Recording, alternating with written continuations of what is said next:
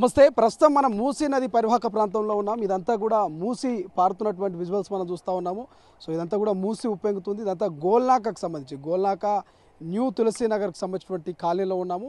So మనం చూసాము ఏదైతే ముసరంబాగ్ కావచ్చు, చాదర్ఘట్ కావచ్చు, శంకర్ నగర్ కావచ్చు, ఈ ప్రాంతాల్లో ఇప్పటికే ఆ మూసీ ఎవరైతే ఆ బాధితులు ఉన్నారో మూసీకి సంబంధించి ఆ మూసీని ఆక్రమించి కట్టినటువంటి నిర్మాణాలు ఏవైతున్నాయో వాటన్నిటిని కూడా ఖాళీ చేస్తూ ఉన్నారు. ఇప్పటికే స్వచ్ఛందంగా కొంతమంది డబల్ బెడ్రూమ్లోకి వెళ్తున్నటువంటి పరిస్థితి మనం చూసాము. ఈ నేపథ్యంలోనే గోల్నాక న్యూ తులసీరామ్ నగర్కి సంబంధించినటువంటి ఈ ప్రాంతాల్లో కూడా ఖచ్చితంగా ఆర్బీఎక్స్ అనేటువంటి సింబల్ గీయబోతున్నారు.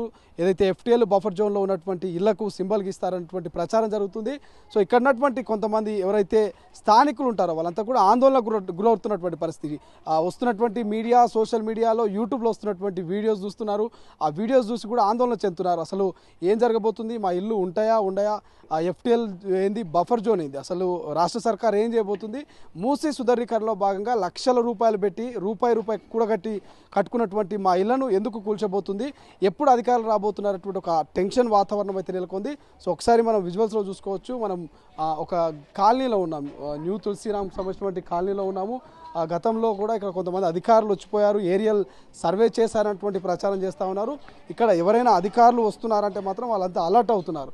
సో వాళ్ళంతా భయాందోళనకు క్రియేట్ అవుతున్నారు. అసలు ఏం జరగబోతుంది, శంకర్ నగర్లో కావచ్చు, చదరగట్లో కావచ్చు, ఆ ప్రాంతంలో కూలగొట్టినట్టుగా ఏమైనా కూలగొడతారేమని భయపడతా ఉన్నారు కొంతమంది. అంతమంది మహిళలు కూడా ఇక్కడ ఉన్నారు, వాళ్ళతో కూడా మాట్లాడే ప్రయత్నం చేద్దాం. సో ఒకసారి ఇళ్ళని చూస్తాం. అమ్మ, ఏం పేరు అమ్మ మీ పేరు?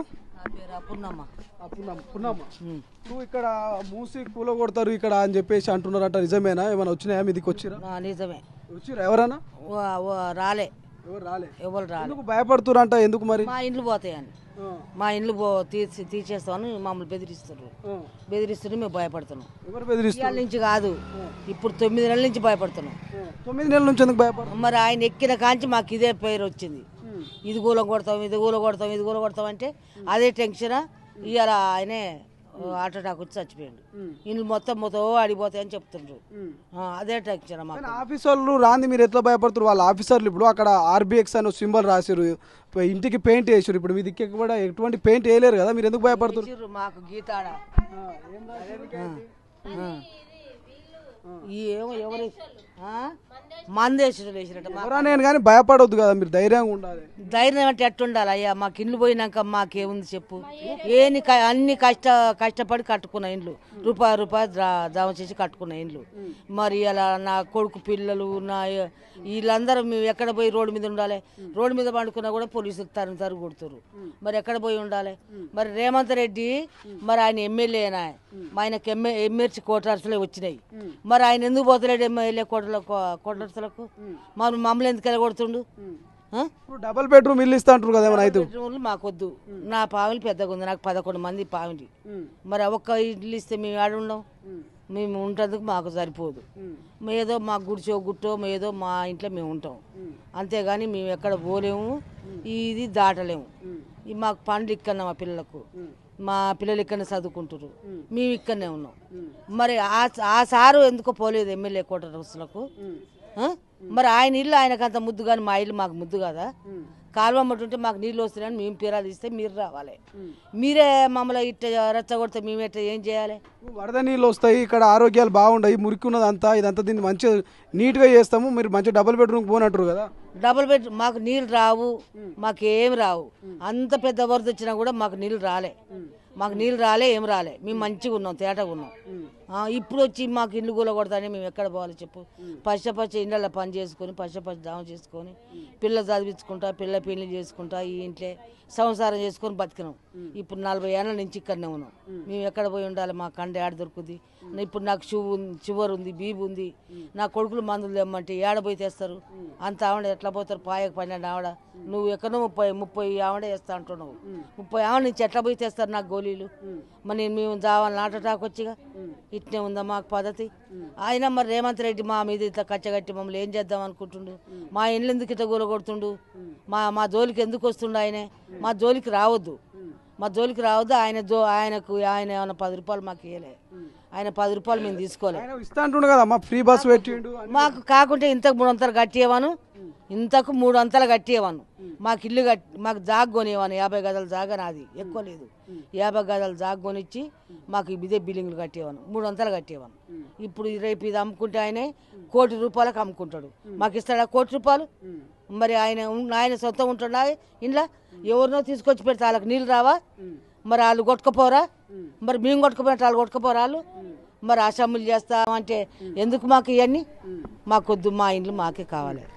మీరేమంటారమ్మా? ఇంత చదువుకున్న వాళ్ళు ఉంటారు ఇక్కడ అంతా కూడా, ఇదంతా కూడా మూసిని సుందరీకరిస్తాం, మంచిగా చేస్తాం, మంచి నీళ్ళు వారేటట్టు చేస్తామని అంటున్నది. మంచిది కాదంటారా అది? చెయ్యి సార్, ఎవ్వరు వద్దంటట్లేదు. సీఎం సార్ నీకు ఒక్కటే చెప్తున్నాము, మంచి చెయ్యి. కానీ పేద ప్రజలు ఉన్నారు, చూసుకొని చెయ్యి. నీకు మంచి తీర్పిచ్చిర్రు, ఒక మంచి అవకాశం వచ్చింది, సీఎం అయినావు, మంచిగా గద్దె మీద కూర్చున్నావు. ఈరోజు మమ్మల్ని రోడ్డు మీద ఏడిపిస్తున్నావు. ఇది ఎంతవరకు కరెక్టు? ఇది ఇందిరమ్మ రాజ్యమా? ఇది ఏడుపుల రాజ్యమా? ఇది ఏం అర్థమైతలేదు. నువ్వు ఇందిరమ్మ రాజ్యంలో ఇండ్లు కట్టిస్తానన్నావు, ఉన్న ఇండ్లు కూడా కూలగొడతా అని చెప్పినావా? ఈరోజు ఖర్గే సార్ ఎక్కడ పోయిండు, రాహుల్ గాంధీ ఎక్కడ పోయింది, ప్రియాంక గాంధీ ఎక్కడ పోయింది? వీళ్ళు రావాలి. వాళ్ళ ముఖం చూసి మేము ఓట్లేసి గెలిపించుకున్నాం, ఈయన ముఖం చూసి వేయలే మేము. ఈరోజు వాళ్ళ మీద భరోసా మీద మేము వేసినాం. వాళ్ళు కూడా సమాధానం చెప్పాలి. ఈ పేద ప్రజలకు ఏం చేస్తావు? ఆడబిడ్డల కన్నీళ్ళు ఇప్పుడు ఎవరు తుడవాలి? పక్క గల్లీలో చచ్చిండు, మా పుస్తకాలు దింపనీకి వచ్చినావా? మాకెవరు భరోసా ఇస్తారు? భరోసా మాకు కావాలి. మాకు ఏం ధైర్యం చెప్తారో ప్రభుత్వం దిగొచ్చి మాకు చెప్పాలి. మాకు వద్దే. కానీ డబుల్ బెడ్రూమ్లు ఇస్తామంటారు శంకర్ నగర్ ఆ ప్రాంతాల్లో ఖాళీ చేసిపోయి. అన్న రేవంత్ అన్న కట్టించిండా డబల్ బెడ్రూమ్లు? ఇలా అందరికి డబల్ బెడ్రూమ్లు ఇస్తా అంటున్నాడు, ఆయన కట్టించిండా? అవి కేసీఆర్ ఇండ్లు లేని వాళ్ళకు, ఇండ్లు ఇవ్వడం కోసం కిరాయి కట్టుకోలేని వాళ్ళకు డబల్ బెడ్రూమ్ ఇప్పిస్తా అని కట్టించిండు. ఇవాళ నువ్వు వచ్చి మాకు కాలువకు నీళ్లు రాలేదు, ఏం రాలేదు, నువ్వేదో ప్రాజెక్టు కడతా అంటున్నావు, నీళ్ళు వస్తున్నాయి అంటున్నావు. మేము నీళ్ళు వస్తున్నాయని మీ దగ్గరకు వచ్చి మేము అడగలేదు. పక్కన గోడ కట్టిస్తే నువ్వు సుందరవనం చేసుకో, ఏమన్నా చేసుకో, మాకు చాలా గ్యాప్ ఉంది. నీళ్లు మాకు ఇంత ఉన్నా కూడా మాకు ఏ సమస్య కూడా రాలేదు. నువ్వు ఇలా డబల్ బెడ్రూమ్ ఇస్తా అంటే ఎట్లా? కేసీఆర్ కట్టించిన రూములు అవి, నువ్వు కట్టేది ఇవ్వలేదు కదా. నువ్వు ఎట్లా ఇస్తా అంటున్నావు? నువ్వు కాంగ్రెస్ పాలన ఎప్పుడో వెనకట పడిపోయింది. కాంగ్రెస్ 10 ఏళ్ల నుంచి మా కేసీఆర్ అన్నే చేసిండు. అప్పుడు మా కేసీఆర్ అన్న మాకు చెప్పకపోవునా? ఇవి కొట్టుకపోతే మీరు ఓవాళ్ళే ఇండ్లు తీయాలని మాకు చెప్పకపోవునా? పైపులు వేసిండు కేసీఆర్ అన్న, చూడండి అక్కడ కాలువ దగ్గర ఆ కేసీఆర్ అన్న వేసినాయి ఆ పైపులు కూడా. అంత చేసి ప్రజలు ఆగమవుతారని తీయకుండా తను మంచి చేసిండు. ఇవాళ నువ్వు వచ్చి తీస్తా అంటే ఎక్కడిది? అంటే రోజుకొక గుండె ఆగిపోవాలా సార్? రేవంత్ సార్ నేను దండం పెట్టి వేడుకుంటున్నా, రోజుకొక గుండె ఆగిపోతుంది. నువ్వు కరెక్ట్ వచ్చి మెజర్మెంట్ ఏందో చెప్పి నువ్వు కట్టుకో, వాళ్ళు కూడా కట్టుకో. నీకు దండం పెడుతున్నా, నీ పాలన వద్దు, నువ్వు వద్దు, నీకు దండం పెడుతున్నా. నువ్వు వచ్చి మా పుస్తకాలు దింపుతావు, మా బొట్లు దుడుపుతామంటే కాదు. ముండ మూసేయండి, అలా కూర్చోవాలన్నా మేము? భర్తలను చంపుకోవాలన్నా? రోజుకొక శవం లేస్తుంది. ఇక ఇంత భయం బతుకుతున్నాం. ఈ బతుకే కన్నా సచ్చింది బెస్ట్. ఇంత విషయం ఇచ్చి చంపురి, మాకు చచ్చిపోతాం. మాకు పోరాడే శక్తి లేదు. మేము పెద్ద బలిసిన వాళ్ళం కాదు. పొద్దుగాల లేస్తే రాత్రికి పోతాం, వస్తాము, పని చేసుకుంటాం, అంతవరకే. మాకు ఆయన మీద కోపం లేదు, ఆయన తిట్టాలని పగలేదు. మాకు మంచి చేస్తే చాలు. మాకు 2,500 ఇస్తా అన్నాడు, మాకు ఫ్రీ గ్యాస్ 500కి ఇస్తా అన్నాడు, కరెంటు బిల్లు ఇస్తా అన్నాడు. ఇంతవరకు మాకు ఏం రాలేదు. అవి చూసుకో ఫస్ట్. అవి చూసుకున్నాక నువ్వు నెక్స్ట్ 5 ఏళ్ళు అయిన తర్వాత నువ్వు మొదలు పెట్టుకో ప్రక్షాళన. ఏకదమ్మును వచ్చి ఏం ప్లాన్ చేసినావు మా మీద? ఇంతగానో ఓట్లేసింది తెలంగాణ ప్రభుత్వంలో ఆడపిల్లలము. పాలనలా నువ్వు ఇవాళ వచ్చి చేస్తున్నావు. ఇంతకుముందు కాంగ్రెస్ ఎక్కడ ఉంది? ప్రజలు కాంగ్రెస్ ఓటేయాలంటే భయపడ్డారు. ఇప్పుడు ఏదో నువ్వు వచ్చినందుకు నువ్వు మంచి చెయ్యాలి. నువ్వు ఇట్లా వచ్చి 9 నెలలకి ప్రజల్ని ఆగం పట్టిస్తే ఎట్లా? మళ్ళీ కాంగ్రెస్ ఎవరన్నా ఓటు వేస్తారా? ఎవ్వరు వేయరు. కాంగ్రెస్ ఎక్కడో అడుక్కు పడిపోతుంది. చెప్పండి సోనియా గాంధీకి, రేవంత్ అన్నకి చెప్పండి మీరు. మళ్ళీ కాంగ్రెస్ కనపడాలంటే నువ్వు మంచి పనులు చెయ్యి.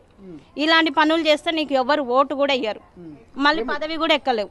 ఏమంటారమ్మా పిల్లలు కూడా ఏమంటారు? పిల్లలు ఏడుసులు సార్, మేము ఏడుస్తుంటే వాళ్ళు ఏడుసులు. ఇప్పుడు రాజకీయం అంటే పిల్లలకు తెలియదు. మేము ఓట్లేసి మేము ఏడుస్తున్నాం. అమ్మ ఏమైంది, రేవంత్ సార్ ఇట్లా చేస్తాడా, అట్లా చేస్తాడా, మన ఇల్లు ఉంచుతాడా అమ్మ అని వాళ్ళు ఏడ్చుకుంటా వాళ్ళు ఉన్నారు, మేము ఏడ్చుకుంటా మేమున్నాం. మరి ఇక రాహుల్ గాంధీ, సోనియా గాంధీ, ప్రియాంక గాంధీ మాకు సమాధానం చెప్పాలి. ఎన్ని ఉంటాయో ఇక్కడ మొత్తం ఈ కాలనీ? ఇవే ఇండ్లు లైన్ గా ఇక్కడ వరకే స్టాప్ అయిపోయింది ఇండ్లు. అట్లా ఉంటాయి. ఇంకెవరు కట్టాలి? అక్రమాలు కాదు, మాకు పట్టా భూములు అన్ని పట్టా ఉన్నాయి సార్. మాకు కరెంటు బిల్లు ఉంది, నల్ల బిల్లు ఉంది, రోడ్ కలెక్షన్ ఉంది. 2010లో మేము మున్సిపల్ ట్యాక్స్ చేయించుకున్నాం. వాళ్ళ గవర్నమెంట్ ఉన్నప్పుడే చేయించుకున్నాం కదా సార్ మేము. వాళ్ళు ఎట్లా చేసిరు సార్? అక్రమం అనేది అంత డబ్బా అది ఏం లేదు. ఇప్పుడు సీఎం రేవంత్ రెడ్డి పైసల కోసమే ఇదంతా ఏదో మూసి ప్రక్షాళన అని మొదలుపెట్టింది. కానీ మూసి ప్రక్షాళన అంటే పేదలను ఇంట్లో సంపు నువ్వు ఏనికి వచ్చినావా? మూసి ప్రక్షాళన లోపల చేసుకో, మస్తు జాగా ఉంది అల్ల చేసుకో. మేము ఓట్లు వేస్తే గెలిచినావు కదా రేవంత్ సార్, నేను అడుగుతున్నా. మేము వేసినాము ఓట్లు, నువ్వు వేరే దేశం వాళ్ళని తెచ్చి ఇక్కడ ఎట్లా పెడతావు? వాళ్ళకు రాదా వాసన? వాళ్ళకి ఎలర్జీ రావా? వాళ్ళకి రోగాలు వస్తాయి కదా, వాళ్ళకి కూడా వస్తాయి కదా. నువ్వు మాల్స్ ఎక్కడ కడతావు? నువ్వు ప్రక్షాళన చేసుకో, సుందరవనం చేసుకో. మేము కూడా అలా పని చేస్తాం, మాకు కూడా పని ఇవ్వండి. ఈ రోజు వచ్చి మీ ఇంట్లో తీస్తామంటే అది అసలు కరెక్ట్ గానే కాదు. మూసీ నది పరివాహక ప్రాంతాల్లో ఉన్నటువంటి వీళ్ళంతా కూడా డిమాండ్ చేస్తారు రేవంత్ సర్కార్ను. మేము మిమ్మల్ని నమ్మి ఓట్లు వేస్తే ఇవాళ మా ఇండ్లు ఎట్లా కూలుస్తారు మీరు? ఒకవేళ నిజంగా ఇది అక్రమ కట్టడం అయితే కరెంటు బిల్లు ఎట్లా వస్తుంది, నల్లా బిల్లు ఎట్లా వస్తుంది, ఈ రోడ్డు ఎక్కడ, డ్రైనేజీలు ఎట్లా వచ్చినాయి, మాకు పట్టాలు ఎట్లా ఇచ్చారు, ఇవన్నీ ఇచ్చినప్పుడు ఇల్లీగల్ కన్స్ట్రక్షన్ ఎట్లా అవుతుంది? లీగల్గానే మేము అన్ని డాక్యుమెంట్స్ మా దగ్గర ఉన్నాయి. సో పూర్తి స్థాయిలో న్యాయంగానే మేము ఇక్కడ నివసిస్తూ ఉన్నాము. అటువంటి మీరు మమ్మల్ని ఎట్లా ఖాళీ చేస్తారంటూ కూడా వాళ్ళు డిమాండ్ చేస్తూ ఉన్నారు. ఖచ్చితంగా రాహుల్ గాంధీ, సోనియా గాంధీ మాకు సమాధానం చెప్పాలి. సో మేము రోజు భయపడుతూ ఉన్నాం, భయపడుతూ బతుకుతున్నాం. ఏదో ఒకటి మాకు ఒక మార్కింగ్ ఇస్తే అది ఎఫ్టీఎల్ బఫర్ జోన్ ఎక్కడి దాకా వస్తుంది ఏంది అని ఒక క్లారిటీ ఇచ్చినా బాగుంటుంది. కానీ ఇక వచ్చే అగ వచ్చే ఈ రోజే కూలుస్తారు ఆ రోజే కూలుస్తారు అటువంటి స్టేట్మెంట్లతోటి మీడియాలో వచ్చే వీడియోలతోటి ఒక్కొక్కరు ప్రాణాలు విడుస్తున్నారంటూ కూడా మహిళలు ఇక రేవంత్ సర్కార్ను, సీఎం రేవంత్ను కోరుతున్నటువంటి పరిస్థితి. చూద్దాం మరి వీళ్ళ కథ ఎక్కడి దాకా వస్తుంది ఏంది? రాష్ట్ర సర్కార్ ఇక్కడికే స్టాప్ చేస్తుందా లేకపోతే ముందుకు పోతుందా? వీళ్ళ డబుల్ బెడ్రూమ్ పంపిస్తుందా? మరి ఏం చేస్తా అనేది భవిష్యత్తులో చూడాల్సిన అవసరం ఉంది. అసలైన తొలి వెలుగు. ఫాలో వాట్సాప్ @తొలి వెలుగు official.